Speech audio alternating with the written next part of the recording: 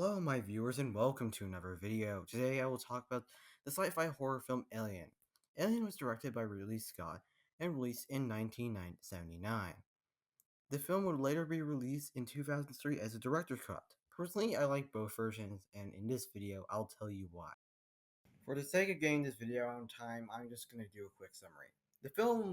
The basic plot of this film is basically, the character the characters investigate a ship and a facehugger attacks one of the crewmates named Kane. Kane gets impregnated and his creature bursts out of his chest. The crew needs to find a way to defeat the alien, and the rest of the crew dies besides Ellen Ripley. Ellen Ripley finally confronts the creature in an escape pod and shoots it out into space. There really isn't that much to talk about the director's cut. For starters, this film really is not like a traditional director's cut. With a normal director's cut, the film is longer and has new scenes.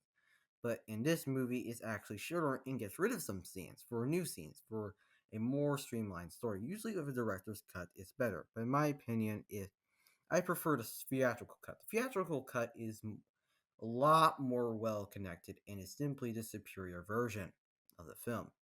For the scenes, I like the director's cut, where Ripley tries to figure out what the hell's going on, and Lambert tries to beat her up for not letting them into the ship because of contamination reasons. Another scene I like is the egg morphing scene. It's a really cool scene, but I do think it's a bit dumb that xenomorphs reproduce like this in the first film, and I do prefer the way xenomorphs reproduce in the second film by a giant queen. And I also think it sort of slows everything down. But overall, I like some of these deleted scenes. The first thing I like about this movie is that it feels so mysterious. The ship, the alien spaceship, and the vibe gives me a mysterious feeling of there is more than meets the eye. That is not a Transformers reference. The second thing I like about this movie is the characters. Each character is very likable and you empathize with them when they die or feel pain. They went for this movie. Also, it's funny that Sigourney Weaver, the character that played Ripley, who the studios milked for three sequels, was not the biggest character at the start of the movie. And that's why I like this movie. You don't really know who's gonna survive the alien, but hey, this is a man who never have seen any other slasher film, horror film beside Alien and Predator.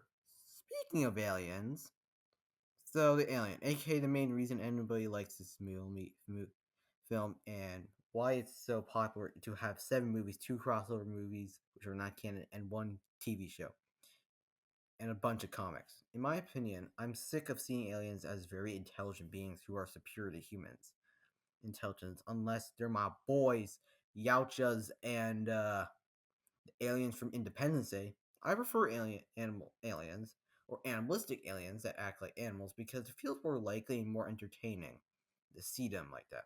Well, to me, they are. And I have to say this: the design of the xenomorphs in this film looks beautiful. I love the dome head, the biomechanical body, and the second jaw. I also like how it got on the ship by a facehugger form impregnating something. It's so creative.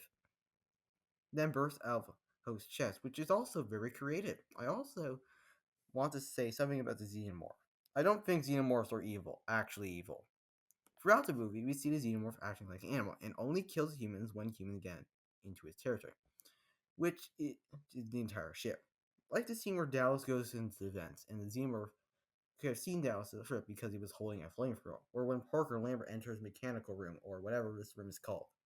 And the xenomorph appears and sees them as a threat and kills them because, well, they are humans on his territory, and this could be its main base of operations or where it prefers to stay. Where it's never seen in this movie where the xenomorph did not kill anything; it was just chilling because Ripley, it didn't see Ripley as a threat. It only attacked her because she attacked it by blasting something at it. The xenomorph only decides. Do I think they should have not killed the xenomorph? No, I think They should have still killed it, try or at least try to. But it's a bit sad, in my opinion, to see this creature who is acting naturally got shot out into space and see Frida as the bad guy. I only have one complaint about this movie. They did not show the xenomorph enough.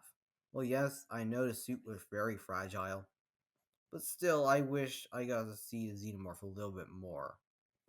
Yep, that's it. So, overall, while the theatrical cut and director cuts are not perfect, I still enjoyed these two versions of the film. My final score of these two films is for the theatrical cut, it's 8 8.3, and for the director cut, it's 8.1. But hey, that's just my opinion. If you have your own opinion of the Alien theatrical or director cut, make sure to share your opinion in the comments. Before I sign off, make sure to like and subscribe. And I will see you probably by Christmas.